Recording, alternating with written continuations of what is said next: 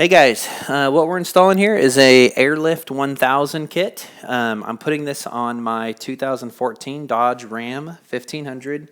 I have the crew cab, short bed, and the truck's four-wheel drive.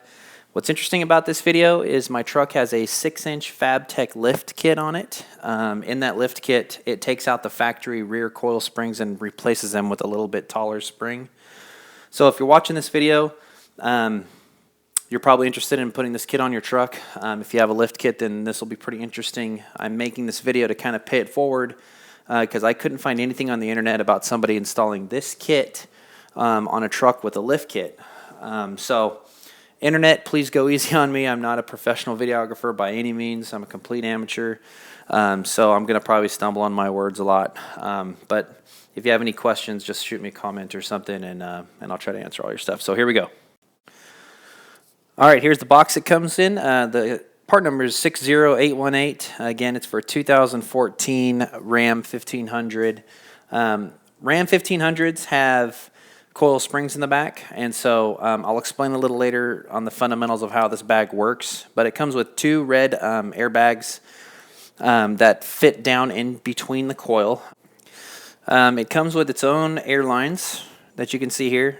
It's more than enough. Just plan ahead and figure out how you want to route your bags that is the best for you and the safest for you. It comes with these two hard plastic plates that fit on top. We'll get into that.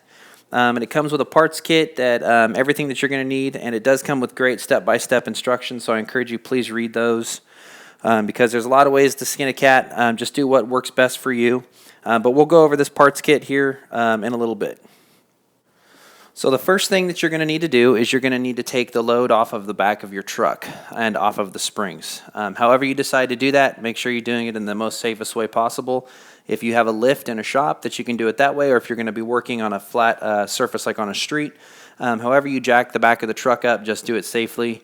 You're going to want to keep the axle stationary on the ground, and you're going to be wanting to lift the body as much off of the axle as you possibly can. This is going to let the springs expand to where they sit naturally, so they create a nice big gap in between each individual coil, and that's how you're going to work the bag into the inside of the spring, and we're going to get into that later in the video. There's a lot of different ways to install this kit. There's a lot of different videos out there. I recommend you watch them all. I'm not saying my way is any more right than anybody else's. The way I did it allows you not to be able to have to unhook any of your suspension, any of your shocks, or anything like that. But when you are separating your truck from your axle to create that space in the coil, just keep a very close eye on your brake lines and your emergency brake lines so you don't pull those too tight and damage those. However you decide to get the back of your truck lifted up off the ground, basically what you're doing is with the axles down on the ground, your coils will begin to separate as you lift the body off, the weight of the body off of your axles. As you can see between the coils there's a pretty good gap. That ended up, for me, being more than enough space to work the bag in there. A little later in this video, you'll see how you get the bag worked in there. But this is an angle from underneath the truck and from the sides of about the separation that you're looking for. All right, the next thing you're going to do is you're going to prepare your bag. Lay it on a soft surface so you don't damage the bag. It's got a rubber cap on top of the brass fitting, so pull that off. You're going to fold both sides of the bag inward and then use your knee and keep that bag compressed. This can get a little awkward. It can get a little cumbersome. But your body weight is not going to damage this bag. Again, make sure it's on a soft surface so you're not hurting it. But by putting your body down on top of it, you're going to be pushing all of the air out of the bag. Once you do that, slip that rubber cap back on top of that fitting, and that will maintain a vacuum inside the bag, so when you lift it up, you can see it's flat just like this. The next part takes a little bit of muscle, but now you're going to kind of fold it in the shape of like a hot dog bun, and once it's in that shape, that's what you're going to be fitting in between that space that you just created on your coil. So this takes a little muscle to kind of get this done, but as you can tell, I'm not the buffest guy in the world. You can get it done. And this is about what it looks like when you're finished. You're going to hold it just like that when you install it.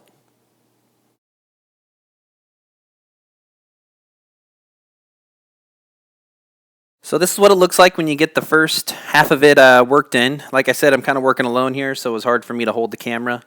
What I ended up using was the handle of my hammer to help push it up in there. It recommends that you don't use anything sharp, so use a blunt object of some sort. But this is what it ends up looking like inside of your coil. Once it's up inside, you can kind of see that it's still in that collapsed position, but you're going to remove that black rubber cap off the top of the nipple, and your bag will slowly start to expand inside of your coil, and it'll start to take shape. Once you're on the outside of the truck here, I reached in from the side, and you can see that I'm going to remove that black rubber cap off of there, and it starts to just take its shape again. You might have to nurse it a little bit because it is collapsed. It's made of pretty thick rubber, but once it starts getting some air inside of it, some natural atmospheric air, it will start to take shape. Don't get discouraged or anything like that you've messed your bag up or that you've misshapen it or stretched it. If you're putting in without any, air tools or things like that, and you're just doing this by hand, you can't really damage your bag, and it'll take pretty good shape. Yeah, here you can see the bag. This is not inflated in any way. This just took its own natural shape once it expanded, and it starts to look real good inside your coil here. The next thing you're going to start doing is you're going to unpackage that parts kit, and you're going to start installing your lines. You've got some washers here, flat washers, lock washers.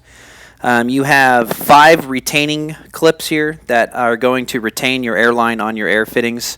Always make sure that you put on your retaining clips before you press any of your airlines onto your air fittings, like your T-line here and your Schrader valve fittings to the left there. Included in your kit are these hard plastic caps. Those are going to fit on top of your bag, so make sure that you feed your line through the top of them before you press it onto the fitting on top of the bag. Alright, once you get both of your airbags installed into your coils, you're going to pick an area that you want to run your lines. Plan ahead so you don't cut your lines too short. I'm pointing to a factory crossmember that runs underneath the bed of the truck, just underneath your spare tire. I chose to run my line through that crossmember so it wasn't exposed to any of the elements. That line is going to run and connect both the bags together into the T-union, which is going to connect into your Schrader valve. So once you get your lines run, just make sure that you're not running them near any exhaust pipes. I have an aftermarket exhaust, so you don't see any, but if you have them close to that, obviously they'll melt, so just bear in mind where your lines are being run. Guys, depending on what's going to work best for you, you can run the bags separately, you can run them together. I chose to run mine together, so in the event that there's a malfunction in any way, a line breaks, a bag blows, your truck's not going to sag on one side, so I have my bags running together. It recommends that you can drill holes wherever it's most convenient to run your Schrader valve. I didn't want to drill any holes. I wanted to use an existing hole somewhere on the truck. So that crossmember that I'm having my airline run through has a lot of existing holes in it. And so that's where I chose to put my one Schrader valve that I end up going into the T connection union. So as you can see here, I've got my nut, I have a flat washer, and then the rubber washer. Once you push that through your hole, you're going to just do that same assembly but in reverse. So your rubber washer is going to sandwich it in between your sheet metal there. And as you can see, it fits really nice through an existing hole of the crossmember there on the Dodge truck. So this looks a little cumbersome, but again, I'm holding the camera with one hand and trying to do this with the other so you guys can see. But this is that hard plastic cap. It's going to fit on top of the bag here. And you can see that your brass nipple is exposed on the top of the bag. You're going to want to make sure that that is on your bag before you press your line on, or else you'll have to cut your line off, and you don't want to risk damaging your bag or anything. Make sure to put that retaining clip on your line before you press it on. This video doesn't show up, but this is just an example of what it looks like. When putting on your airline retaining clamp, just make sure that you're not all the way to the very bottom of your cut airline, that it's a little bit above it, and that you're centered right on your brass fitting there. Another way you can do it here, since you haven't completely installed your airlines yet, is you can press your airline on your bag so you can get a better angle of attack at it, and then you can slip your hard cap over the top of it. And you can see that it just sits neatly on the top. It's meant to free float inside of it, and it's just there to soften the blow once you have a nice heavy load on your truck and you're going down the road and your suspension is traveling up and down, that it doesn't crush that brass fitting on top of your bag. Your bag will float inside your spring pretty good here, as you can see when it's empty. So once you have both of your air lines pressed into the top of your bag, one's going to be coming from the left side of the truck, one from the right, and that's going to go into either side of your T-union. Then you're going to have a small line here, or however long you're going to need, coming from your Schrader valve, and that's going to plug into the bottom of your T-union there, making you have one solid system. The kit does come with 2 Schrader valves, so in case you're wondering what I mean by running them together, is when you have the T valve, you just basically have one line coming out of one bag, one line coming out of the other, however you decide to run your lines, and they go into the top of your T-union connection there that it comes with. On the bottom of it, that's where you run your line to the back of the Schrader valve. I ran them together because if there's a failure of some sort, I did not want the truck to sag on one side. So if one bag goes flat, they all go flat, and I go back to my regular suspension. You can run them separately, but just do what's the safest and what's the best for you. All right, guys, so once you have your lines run in a safe way that you're comfortable with, air your system up to 35 psi, never have any more than that, and then just leave it overnight. It's very normal for your system to drop a couple pounds when it's new, but if you have dropped more than that, then you probably got a leak somewhere. Get a little squirt bottle, put some soap and water in there, and spray it in on your air fittings, and you can try to find the leak that way.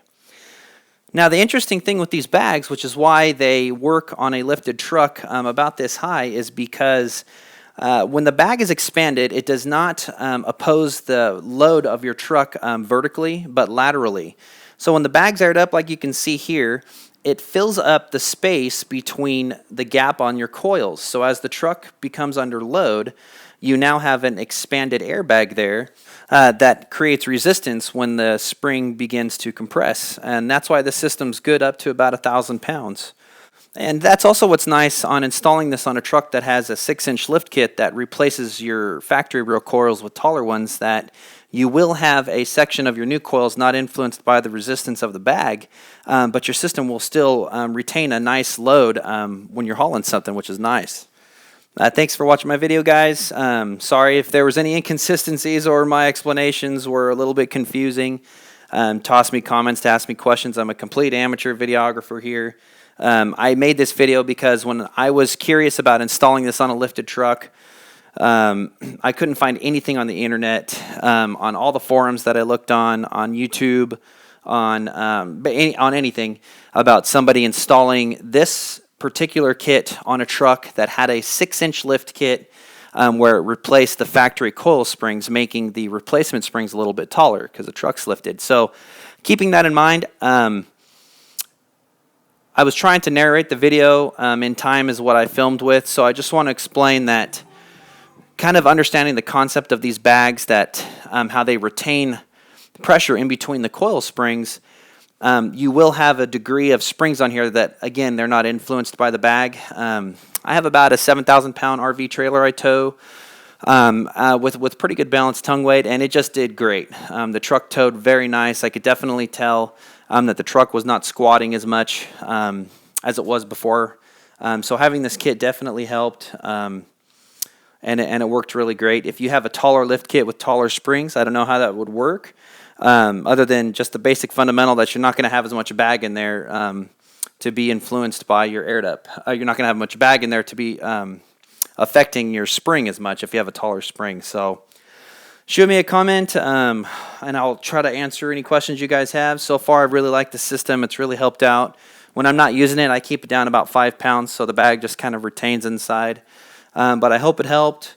Hope I didn't forget anything. Again, sorry for the rudimentariness of my video. It's just here to kind of just trying to pay it forward to local garage tinkerers like myself, or fellow garage tinkerers like myself. But stay safe, guys. If you doubt any of your talents on wrenching on cars, I've been wrenching on cars my whole life, but I'm far from a professional. Pay the money, go down to your local shop, have someone install it professionally. And that way you don't have any worries. But thanks for watching, and be safe out there, guys, and thanks again.